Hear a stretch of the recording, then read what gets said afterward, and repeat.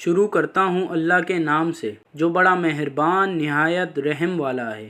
اے لوگوں جو ایمان لائے ہو، کھانے کی دعوت کی طرف اجازت کے بغیر تم نبی صلی اللہ علیہ وآلہ وسلم کے گھروں میں داخل نہ ہوا کرو، نہ نبی صلی اللہ علیہ وآلہ وسلم کے برتنوں کی طرف دیکھنے کی خاطر آؤ، مگر جب تمہیں اجازت دی جائے تو داخل ہو جاؤ، پھر جب تم کھانا کھا چکو تو نکل جاؤ، گھر میں بیٹھ کر باتوں میں نہ لگے رہو۔ یہ بات نبی صلی اللہ علیہ وآلہ وسلم کو تکلیف دیتی ہے، وہ تو اپنی تکلیف ظاہر کرنے میں تم سے شرماتے ہیں، مگر اللہ تعالی حق ظاہر کرنے سے نہیں شرماتا۔ رسول اللہ صلی اللہ علیہ وآلہ وسلم پردے میں بیٹھی ہوئی کنواری لڑکی سے بھی زیادہ شرمیلے ہیں۔ جب آپ صلی اللہ علیہ وآلہ وسلم کو کسی چیز کو ناپسند کرتے تھے تو کہے بغیر ہم ان کے چہرے سے پہچان لیتے تھے۔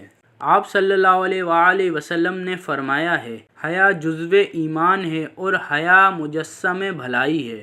آپ صلی اللہ علیہ وآلہ وسلم نے فرمایا ہے، حیا جزو ایمان ہے اور ایمان جنت میں جانے کا باعث ہے، فحش گوئی بد اخلاقی ہے اور بد اخلاقی جہنم میں جانے کا باعث ہے۔ آپ صلی اللہ علیہ وآلہ وسلم نے فرمایا، حیا اور ایمان لازم و ملزوم ہیں، ان میں سے ایک نکل جائے تو دوسرا بھی نکل جاتا ہے۔ آپ صلی اللہ علیہ وآلہ وسلم نے فرمایا ہے، حیا بھلائی ہی لاتی ہے۔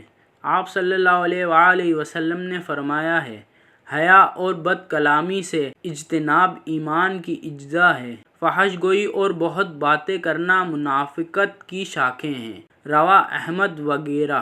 کم گوئی ایمان کی شاخ ہے، بزبانی اور بانچی پھاڑ کر باتیں کرنا منافقت کی شاخیں ہیں۔ یعلی بن امیہ بیان کرتے ہیں، رسول اللہ صلی اللہ علیہ وآلہ وسلم نے ایک آدمی کو کھلی فضا میں بے پردہ غسل کرتے ہوئے دیکھا۔ آپ صلی اللہ علیہ وآلہ وسلم منبر پر چڑھے، اللہ کی حمد و ثنا کی، پھر فرمایا، اللہ تعالی بہت حیا دار پردہ دار ہے، وہ حیا اور ستر پوشی ہی کو پسند کرتا ہے، سو جب کوئی غسل کرے تو پردہ کر لیا کرے۔ آپ صلی اللہ علیہ وآلہ وسلم کا ارشاد ہے، ہر دیگ کا ایک خلق ہوتا ہے اور اسلام کا بنیادی خلق حیا ہے۔ آپ صلی اللہ علیہ وآلہ وسلم نے فرمایا ہے، لوگوں نے ابتدائی نبوت سے جو کلام پایا ہے وہ یہ ہے، سو جب تم حیا ہی نہ کرے تو جو چاہے کرتا پھر۔ آپ صلی اللہ علیہ وآلہ وسلم نے فرمایا ہے، ایمان کی کچھ اوپر 70 یا کچھ اوپر 60 شاخیں ہیں، بہترین شاخ لا الہ الا اللہ کہنا ہے، اور ادنا شاخ راستے سے تکلیف دہ چیز کو ہٹانا ہے، اور حیا بھی ایمان کی ایک شاخ ہے۔